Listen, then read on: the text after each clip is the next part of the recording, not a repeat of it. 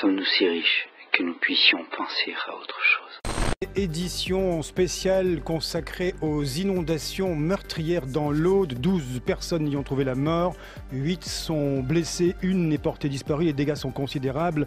Le département était en vigilance rouge et la crue se déplaçait désormais vers l'est. Le Premier ministre qui s'est rendu sur zone annonce une procédure de catastrophe naturelle accélérée.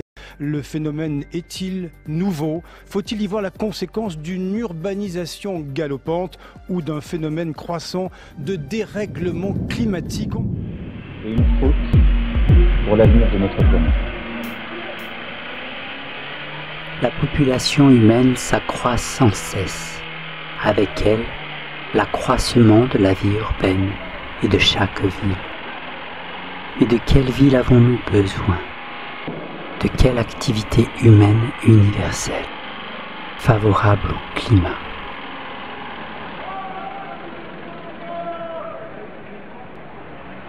Il y a des années, un accident aérien marqua-t-il la fin d'un temps? Des restes de carrelage, du béton défoncé, des fils électriques qui s'échappent du sol. C'est sur ce terrain vague où la nature reprend petit à petit ses droits que le Concorde s'est écrasé, sur ce qui était autrefois un hôtel. Au moins un des réacteurs a été relevé à peu près par là. Patrick Tess était propriétaire de l'hôtel voisin, les Relais Bleus. Et 10 ans plus tard, il n'a rien oublié de cet après-midi de juillet. Il faisait chaud et il travaillait dans son bureau, la fenêtre ouverte. Je téléphonais, ma conversation a été couverte par un bruit infernal, j'ai levé les yeux et j'ai vu le Concorde arriver en flammes. Je me suis dit, tu vas mourir, donc essaie de t'en sortir. Il s'est enfui et a très vite réalisé que l'avion était tombé plus loin. Il a aussi compris que l'intensité du brasier laissait peu de chances de retrouver des survivants. Les 100 passagers et les 9 membres d'équipage sont morts, ainsi que 4 personnes se trouvant dans l'hôtel. Un drame qui l'a traumatisé, au point de devoir quitter la région pendant plusieurs années. Je prends du Prozac comme d'autres prennent des petits bonbons tous les matins. Donc grâce à ce soutien, je m'en sors, mais je considère avoir un préjudice à vie. Je vais traîner ce besoin de me droguer, entre guillemets, probablement jusqu'à la fin de mes jours. Le terrain où s'est écrasé l'avion a été mis aux enchères cette semaine. Mais à quelques jours de l'ouverture du procès Concorde, il n'a pas trouvé preneur. À Gonesse, les souvenirs sont en effet toujours douloureux, même si certains habitants refusent de se voir comme des victimes. Je suis quelqu'un de très très chanceux sur cette affaire-là. Comment? Alors, il est tombé juste à côté, il n'est pas tombé sur moi. Mais quand même, c'est quelque chose, je peux dire ça. Voilà. S'il est tombé sur cet hôtel-là, je pense à l'instant que j'étais mort avec le flamme et le kérosène.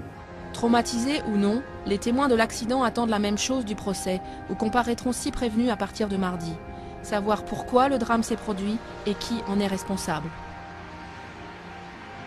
Triangle de Gonesse, à 2 pas de l'aéroport Charles de Gaulle, au nord de Paris. D'ici 2025, une nouvelle ville va pousser dans ses champs Europa City.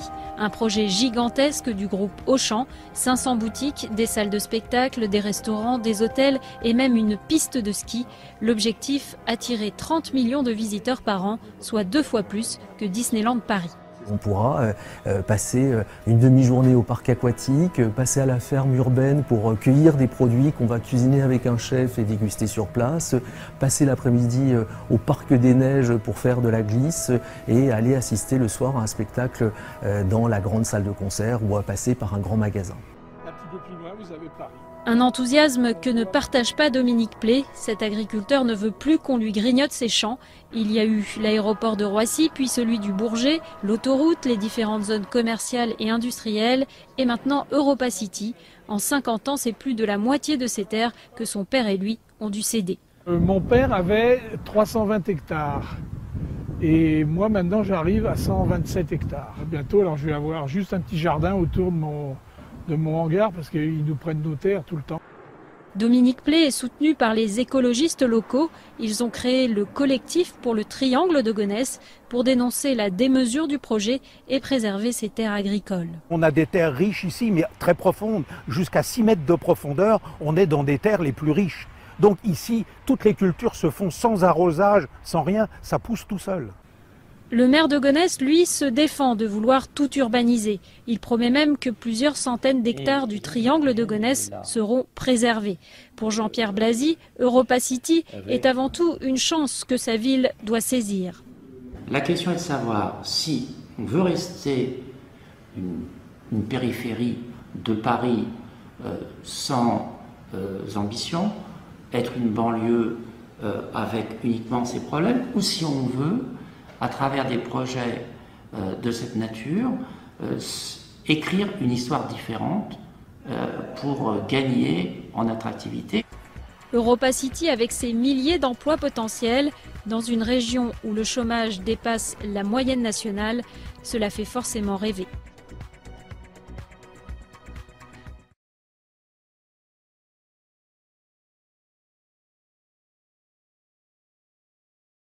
C'est l'une des figures de l'opposition au projet EuropaCity. Bernard Loup ne veut rien lâcher et a décidé de recourir à la justice. Avec 7 autres associations environnementales, le président du collectif pour le triangle de Gonesse a déposé un recours mi-novembre auprès du tribunal administratif de Cergy-Pontoise. Objectif : faire annuler l'arrêté préfectoral actant le vaste projet d'urbanisation du triangle de Gonesse.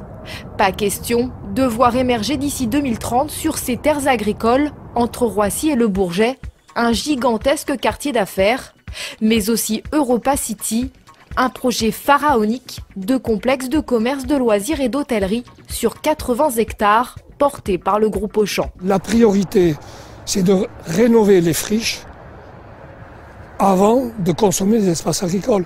Et pour des questions de pouvoir nourrir la planète, tous les agronomes vous diront qu'il faut arrêter de consommer les espaces agricoles au rythme où on les consomme aujourd'hui. Autre opposant et autre recours, Alain Boulanger, président de l'association CAPAD, qui fédère les commerçants de 8 villes de Seine-Saint-Denis, en a lui aussi déposé un. Un recours gracieux dans un premier temps, directement auprès de la préfecture du Val d'Oise. Là aussi, pour tenter d'empêcher la construction d'EuropaCity. Mais à la différence des associations environnementales, Alain Boulanger n'est pas opposé à l'urbanisation d'une partie des terres agricoles. Lui ne veut pas d'EuropaCity, mais milite pour un projet alternatif pour limiter l'impact sur les commerces autour. Il y a des choses qui peuvent être intéressantes, qui ont été dites par le groupe Auchan, qui est tout ce qui touche à l'économie bien sûr du territoire, à l'image du territoire, au tourisme pour le territoire. Il y a des choses qui ne sont pas forcément à rejeter et qui peuvent être complémentaires. Le problème, c'est qu'on n'a jamais regardé réellement, puisque ça a été l'objet numéro 1, l'impact des 11 800 emplois promis et en fait ceux qui pourraient être détruits. On n'a jamais été jusqu'au bout. De son côté, le groupe Auchan ne se dit pas surpris de ses premiers recours et s'attend même à d'autres actions à chaque étape du projet. C'est d'ailleurs ce que comptent faire les opposants. Ils comptent même profiter d'un nouveau rapport pour appuyer leur argument. Un rapport du Conseil général de l'environnement et du développement durable demandé par le ministère du Logement qui s'interroge sur l'impact du projet EuropaCity, notamment sur les commerces et les parcs de loisirs voisins, ainsi que sur la question des transports. EuropaCity est un projet français inédit et d'intérêt national, d'un montant de 3,1 milliards d'euros d'investissement privé, initié et porté par le groupe Auchan. Il proposera dès 2024 un nouveau quartier des loisirs, ouvert à tous au sein du Grand Paris, entre Paris et l'aéroport de Paris Charles de Gaulle. Son objectif affiché est d'accompagner le développement du Grand Roissy au bénéfice direct des habitants du territoire.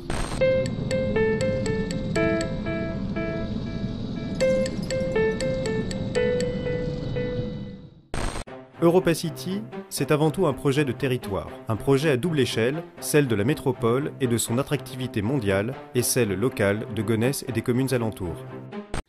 Un centre culturel pour enfants surmonté d'un hôtel végétalisé, un parc aquatique, un centre dédié au 7e art.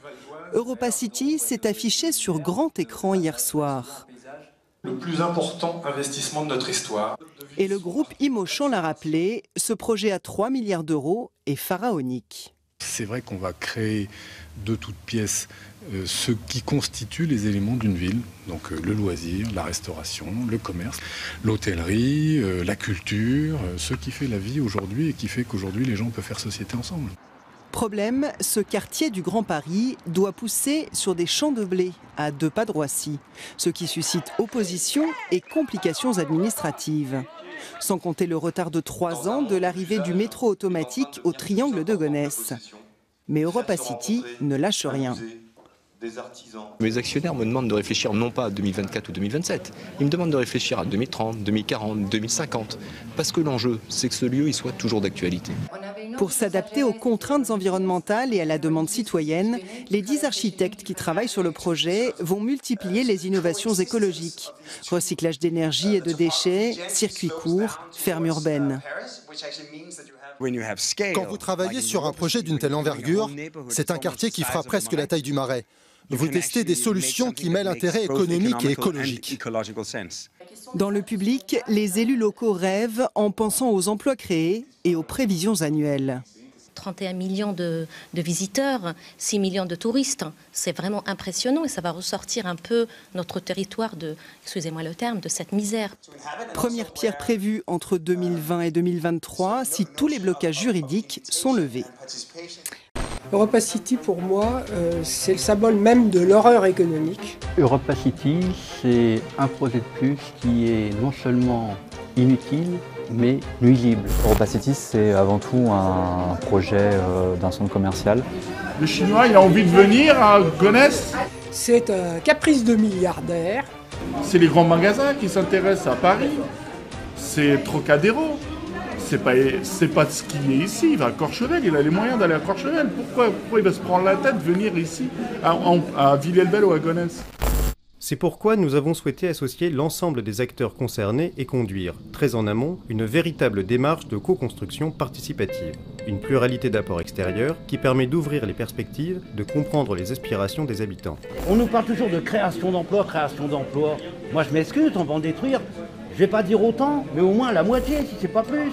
Est-ce qu'on va rendre les gens encore plus distants entre eux et détruire le tissu associatif ou voisin pour une culture qui est fausse? Ça pose une question de société. Parce que comment vivre ensemble s'il n'y a plus effectivement les magasins, s'il n'y a plus le fait qu'on puisse échanger chez le boulanger, chez le boucher? Ça sera le zoo à l'envers. Les riches viendront voir la population pauvre qui est autour. S'il y a un grand centre commercial, je pense qu'il y en a assez. Je ne vois pas comment les gens de Villers-le-Bel, les jeunes en particulier, vont pouvoir aller se déplacer à EuropaCity, d'autant plus qu'il y a un manque de transport pour aller là-bas. C'est le Grand Paris, c'est le Grand Paris. Le Pinte qui devrait avoir une gare ici, au nord d'EuropaCity. Donc gare qui est quand même loin des habitations. Ici, c'est une zone d'activité, loin des habitations de Gonesse-Villers-le-Bel. Parce que leur but, c'est pas ni la culture, ni rien du tout d'autre chose, c'est que générer des bénéfices. Ils sont là pour ça. Tout d'un coup, on veut mettre une soucoupe volante peinte en vert qui veut singer à la fois Euro Disneyland et le Louvre. Et si on continue à perdre des terres comme ça autour de Paris, dans l'Île-de-France, on ne pourra pas assumer l'autonomie alimentaire ni de Paris, ni d'agglomération, ni de la région en général. Même si c'était pour créer de l'emploi, bon apparemment même là c'est un petit peu controversé. Enfin, ces terres-là, on ne peut pas les récupérer. Si les rendements n'augmentent pas et que la population augmente, il faut au moins conserver toutes les terres agricoles que l'on a. Aujourd'hui, il y a un trop-plein surtout dans l'agglomération parisienne, de projets comme ça, d'immenses centres commerciaux. Il y en a partout. Donc on n'a plus de marge de manœuvre, on ne peut plus imperméabiliser des terres agricoles ou des terres forestières. Voilà. Là, c'en est un de plus. En plus, dans une zone qui est quand même très concernée par des nuisances aériennes, que ce soit le son ou la pollution, plus les autoroutes. Voilà, c'est peut-être le projet de trop en fait, avec Aéroville déjà, qui est tout neuf. Et qui prétendrait faire venir 30 millions de visiteurs. 30 millions de visiteurs, c'est la totalité de tous les visiteurs des 300 parcs d'attractions français. Donc on se fout de notre gueule.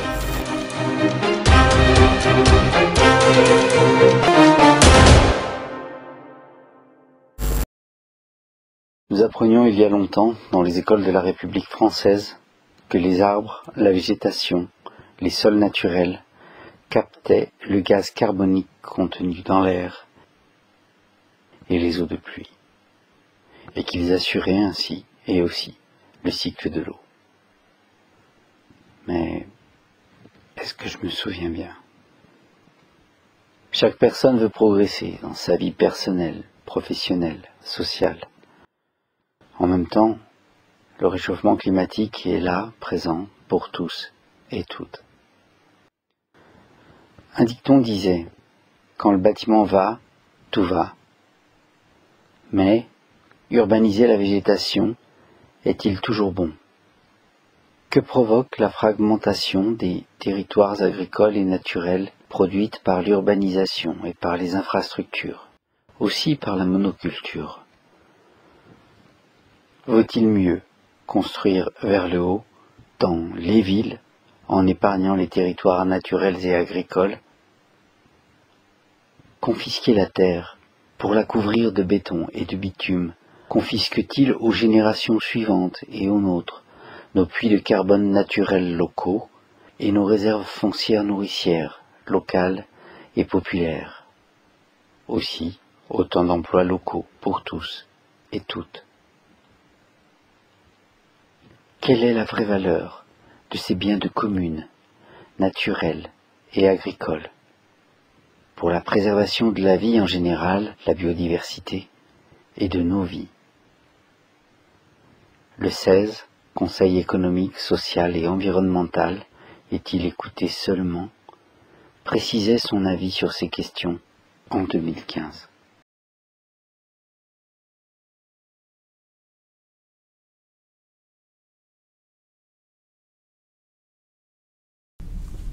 Alors, il y a plusieurs enjeux par rapport au sol agricole. Il y a déjà la consommation de sol agricole fertile, c'est-à-dire qu'aujourd'hui, on est à 51% en gros de surface en France consacrée au sol agricole. Et cette surface diminue par la construction de routes, d'immeubles, etc.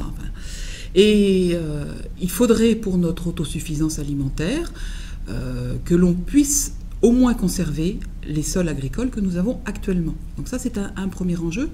Ensuite, on a le problème des catastrophes naturelles qui sont en partie liées à la qualité de nos sols agricoles et à ce fameux taux de matière organique qui est très important pour que le sol puisse absorber et conserver l'eau, et notamment l'eau des fortes pluies qui provoquent les phénomènes d'érosion dans les sols.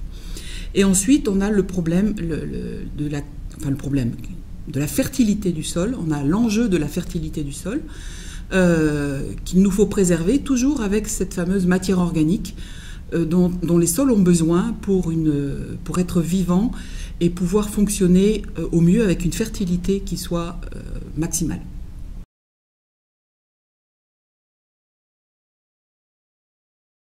Alors le CESE préconise de ne plus être dans le déni, d'être bien conscient de cette situation et de satisfaire les besoins de la population d'une façon tout à fait différente.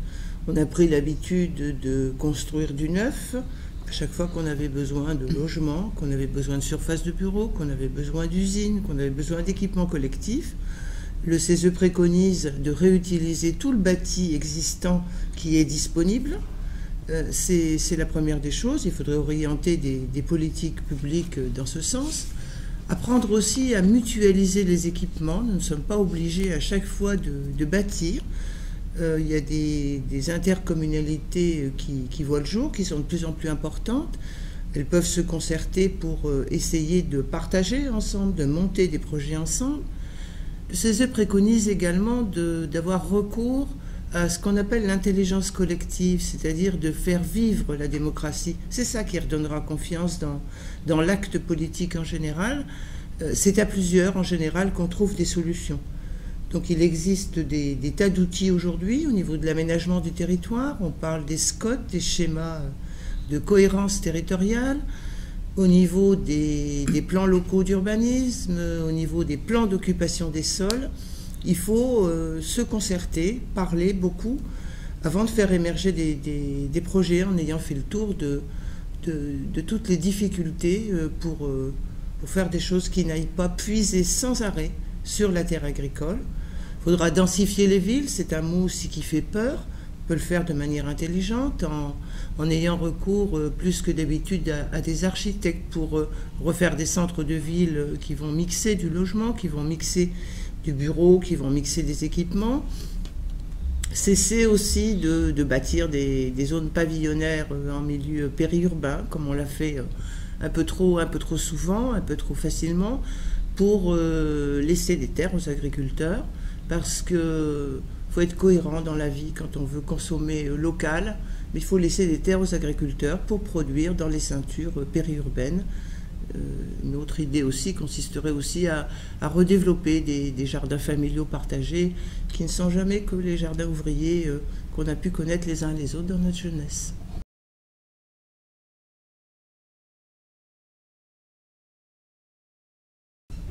Alors la qualité des sols, donc elle est très liée à la matière organique. La matière organique, c'est tout ce que l'on redonne au sol qui a produit, par exemple, quand il produit un blé, on lui ramène les pailles, quand il a produit... c'est le principe de la litière qu'il y a en forêt, où les feuilles tombent par terre et se décomposent sous l'action des micro-organismes présents dans le sol. Donc l'idée, c'est qu'il faut rapporter le maximum de matière organique dans le sol.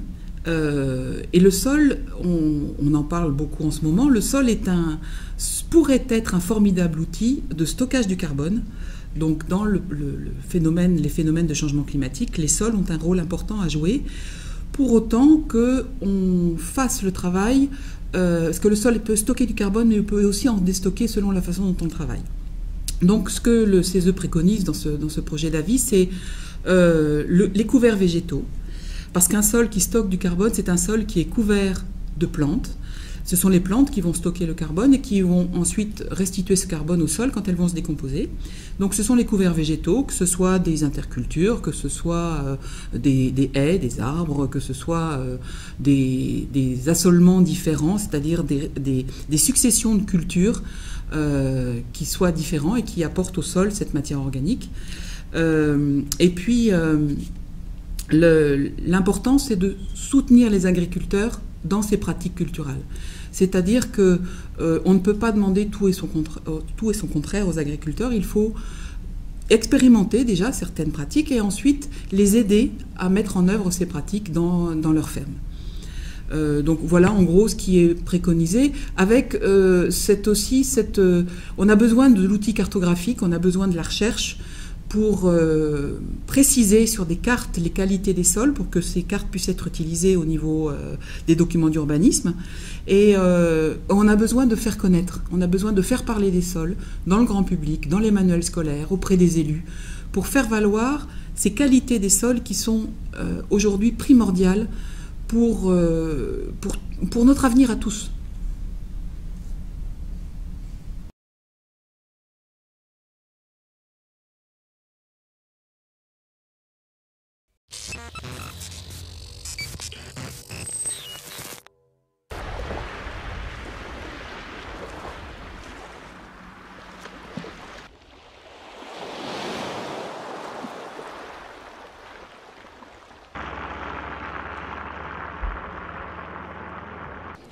Carbon dioxide emissions would need to decline substantially before 2030 to avoid warming of more than 1.5 degrees C in the middle of the 21st century, followed by large-scale carbon dioxide removal.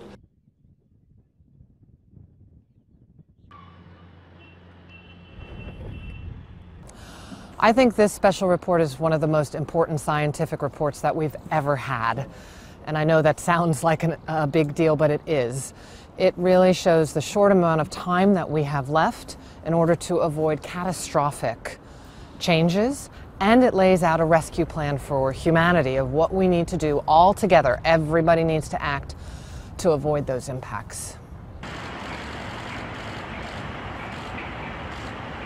À l'heure du réchauffement climatique, la seule chose qui devrait mobiliser la création d'emplois, l'effort professionnel et la consommation, devrait-elle être autre chose que le maintien de la santé et du climat d'une part, et d'autre part la production et la distribution de l'alimentation publique? À part centrer l'activité sociale et économique sur l'agroforesterie et l'agroécologie, qu'existe-t-il d'autre? Couvrir les sols agricoles et naturels de béton, de goudron, coûteux à milliards d'euros, sur des centaines voire des milliers d'hectares, est-il indiqué? Si la grande distribution est incontournable, la lutte contre le réchauffement climatique et pour étendre l'agroécologie et l'agroforesterie, pour apporter nourriture et emploi durable à tous et toutes, sont des questions de survie. N'y a-t-il pas moyen de les faire s'entendre? Et en ces questions, le sens de toute gouvernance. Pour l'efficacité climatique, nourricière et sociale d'une telle alliance, qui pourra lier la grande distribution à l'agroécologie et à l'agroforesterie, et par cela la production et la distribution alimentaire à la création des emplois populaires.